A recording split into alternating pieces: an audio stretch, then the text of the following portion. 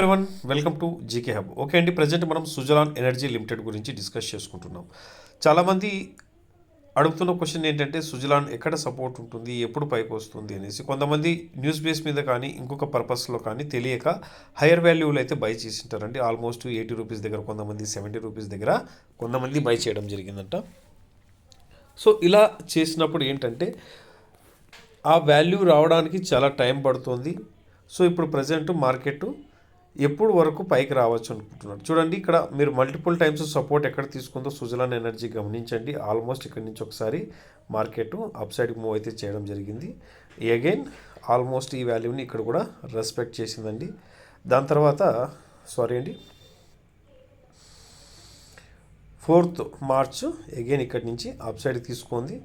Again 4th March తర్వాత ఎప్పుడండి 8th April. So ఈ వాల్యూని అంటే ఆల్మోస్ట్ 46 రూపీస్ని మల్టిపుల్ టైమ్స్ సపోర్ట్ అయితే తీసుకొని అప్ సైడ్కి వెళ్ళింది. ఎప్పటి నుంచి ఈ యొక్క 46ని బ్రేక్ అవ్వలేదంటే అది కూడా గమనించండి.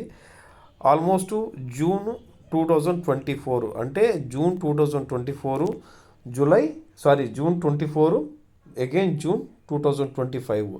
సో ఇక్కడికే 1 ఇయర్ అయిపోయింది. అంటే 1 ఇయర్ కంటే ఎబోవ్ అయిందండి. ఈ యొక్క 46ని బ్రేక్ అవ్వలేదు డౌన్ సైడ్కి. ఓకే, సో 1 ఇయర్ అయినా ఈ యొక్క వాల్యూకి ఎబోవ్ ఇప్పటి వరకు అయితే సస్టైన్ అయిందండి. నెక్స్ట్ ఇక్కడ ప్యాటర్న్ అనేది చాలా ఇంపార్టెంట్ అండి. ఎప్పుడైనా మీరు ఇన్వెస్ట్మెంట్ చేస్తున్నప్పుడు ప్యాటర్న్ అనేది చాలా ఇంపార్టెంట్. ఓకే అండి, మనం చేస్తున్న ఈ వీడియో నచ్చినట్లయితే ఖచ్చితంగా లైక్ చేయండి. మీరు చేసే లైక్ ఏకంగా మన యూట్యూబ్ ఛానల్కి చాలా సపోర్ట్ అవుతుంది. ఎందుకంటే మీరు చేసే ఒక చిన్న లైక్ వల్ల సో మనం చెప్తున్న దాంట్లో ఏదో కంటెంట్ ఉందనేసి యూట్యూబ్ వాళ్ళు అర్థం చేసుకొని వాళ్ళు ఏం చేస్తారంటే మరింత మందికి మన ఛానల్ రీచ్ అయ్యేలాగా చేస్తారనమాట. సో మీరు జస్ట్ ఒక చిన్న లైక్ చేయడం వల్ల ఒకరికి యూట్యూబ్కే లైఫ్ ఇచ్చినట్లు అవుతుంది అనమాట. సో అర్థమవుతుంది కదండి.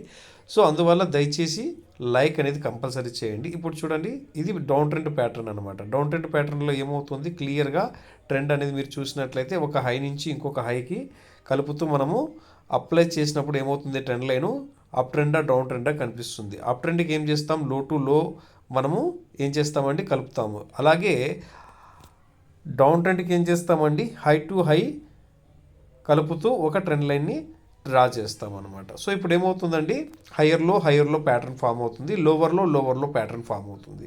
ఓకే అండి, ఇంత క్లియర్గా నేను చేస్తున్న ఈ సబ్జెక్టుని నచ్చినట్లయితే ఖచ్చితంగా లైక్ చేయండి, సబ్స్క్రైబ్ చేయండి. కొత్త వాళ్ళు ఎవరైనా కానీ చూస్తున్నా మన ఛానల్ని ఇలాంటి అప్డేట్స్ ఎప్పటికప్పుడు ఇస్తూనే ఉంటామండి.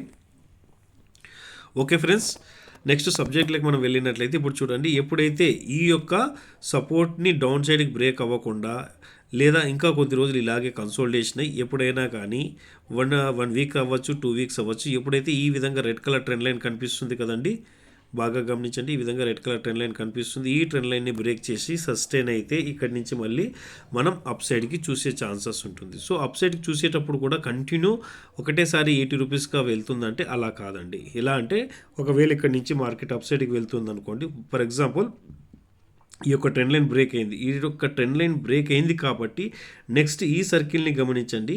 ఈ సర్కిల్ నుంచి ఫాలో అయింది కాబట్టి ఈ సర్కిలే మనకు ఫస్ట్ రెసిస్టెన్స్ ఏమవుతుంది, first resistancy and first target కూడా 61 రూపీస్ అవుతుందండి. అగైన్ దీని తర్వాత దీనికి బ్లాక్ కలర్ లైన్ అప్లై చేస్తే అన్ని రెడ్ కలర్ లైన్లు ఉంటే మీరు కన్ఫ్యూజ్ అయ్యే ఛాన్స్ ఉందండి. రైట్, ఒకవేళ ఇప్పుడు 61 దగ్గరికి first resistancy and first target 61 ఒకవేళ బ్రేక్అవుట్ అయ్యి సస్టైన్ అయితే నెక్స్ట్ టార్గెట్ ఏమవుతుందండి, 67 అవుతుంది. అలాగే రెసిస్టెన్సీ కూడా 67 అవుతుంది. దీన్ని కూడా బ్రేక్ చేస్తే ఆల్మోస్ట్ మళ్ళీ నెక్స్ట్ టార్గెట్ ఏమవుతుంది, 74 అవుతుందండి. సో ఈ విధంగా ఒక రెసిస్టెన్స్ బ్రేక్అవుట్ అయ్యి సస్టైన్ అయితే నెక్స్ట్ టార్గెట్కి బ్రేక్ అయ్యే ఛాన్సెస్ ఎక్కువగా ఉంటాయి అప్ సైడ్కి. ఆ విధంగా మీరు మార్కెట్లో చూడాలి. ఎక్కడైతే ఒకవేళ రెసిస్టెన్స్ని బ్రేక్ అవ్వలేదనుకోండి, మళ్ళీ ఈ విధంగా డౌన్ సైడ్కి వస్తున్నప్పుడు ఇదే వాల్యూ మనకు ఫస్ట్ సపోర్ట్ అవుతుంది. ఏది సపోర్ట్ అవుతుందంటే 67 సపోర్ట్ అవుతుంది ఇలా డౌన్ సైడ్కి వచ్చేటప్పుడు. అలాగే 67ని కూడా బ్రేక్ అయ్యి కంటిన్యూ డౌన్ సైడ్కి వస్తుంటే ఏమవుతుందండి, సపోర్ట్ నెక్స్ట్ 61 రూపీస్ అవుతుంది. సో ఇలా కంటిన్యూ వచ్చిన తర్వాత ఏదైనా ఒక సపోర్ట్ దగ్గర make or break zone support దగ్గర ఏమవుతుంది, ఈ విధంగా మళ్ళీ ఒకవేళ రెస్పెక్ట్ చేసి అగైన్ అప్ సైడ్కి వస్తుంటే ఈ విధంగా మళ్ళీ అవే రెసిస్టెన్స్గా అండ్ టార్గెట్స్గా మూవ్ అవుతాయండి. సో ఇలా క్యాండిల్స్టిక్ ప్యాటర్న్ గురించి కానీ చార్ట్ ప్యాటర్న్స్ గురించి కానీ తెలియకుండా ఇన్వెస్ట్మెంట్ చేస్తే ఖచ్చితంగా ఇన్వెస్ట్మెంట్ చేసినప్పటి నుంచి కూడా మీరు నెగటివ్లో ఉండే ఛాన్స్ ఉంటుందండి. ఏ స్టాక్ అయినా కానీ ఇండెక్స్ అయినా కానీ ఒక ట్రేడ్ అవ్వని ఒక ఇన్వెస్ట్మెంట్ అవ్వని ఖచ్చితంగా ఎవ్రీడే నేను ఒకే విషయాన్ని చెప్తుంటాను.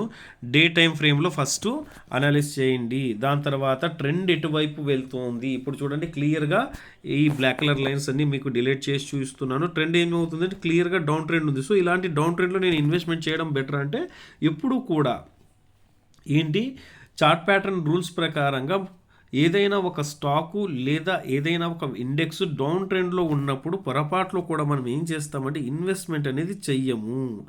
అది ఏమవల్ల బుల్లిష్ ప్యాటర్న్లోకి చేంజ్ అవ్వాలా, లేదా బుల్లిష్ ప్యాటర్న్ కన్ఫర్మ్ అవ్వాలా, బుల్లిష్ ప్యాటర్న్ ఇండికేట్ చేయగలగల్లా. అలా ఇండికేట్ చేసినప్పుడే మనం ఏం చేస్తామంటే అప్పుడే మన ఇన్వెస్ట్మెంట్ అనేది చేస్తాము. చేసినప్పటి నుంచి కూడా ఎంతో కొంత పాజిటివ్లో మూమెంట్ అనేది మనం చూడగలుగుతాం అన్నమాట. లేకుంటే ఇక్కడ ఏమవుతుందంటే ఫర్ ఎగ్జాంపుల్ చూడండి, ఒక పర్సన్ ఈ యొక్క సెకండ్ యారో చూస్తున్నారు కదండి, ఈ యొక్క సెకండ్ యారో చూస్తున్నారు, దీని యొక్క వాల్యూ ఎంత అండి, 67 రూపీస్.